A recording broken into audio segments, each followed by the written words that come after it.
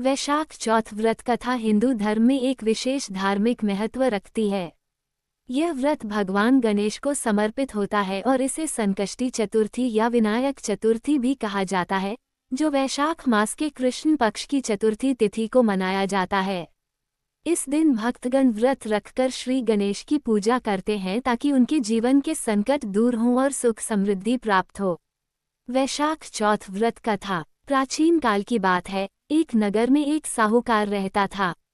वह बहुत धर्मात्मा और पुण्यकर्मी था, लेकिन उसकी कोई संतान नहीं थी। उसने संतान प्राप्ति के लिए अनेक व्रत और उपाय किए, परंतु कोई लाभ नहीं हुआ। एक दिन उसकी पत्नी ने एक वृद्धा स्त्री से वैशाख मास की चतुर्थी को संकष्टी गणेश व्रत करने की बात सुनी। वृद्धा ने कहा, जो स्त्री इस दिन व्रत रखकर श्री गणेश जी की पूजा करती है, उसे शीघ्र संतान सुख प्राप्त होता है और सभी कष्ट दूर होते हैं। साहूकार की पत्नी ने पूरे श्रद्धा और नियम से व्रत किया।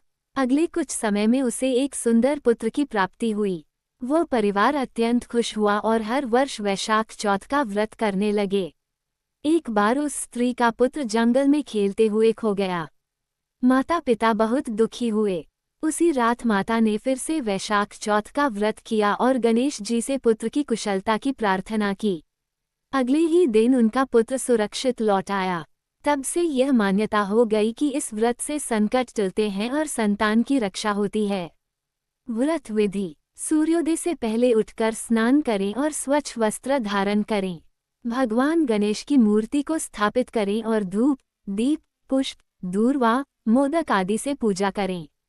दिन भर उपवास रखें। केवल फलाहार या जल ग्रहण कर सकते हैं।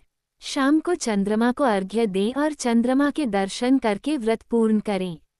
गणेश जी की कथा सुनें और प्रसाद वितरित करें।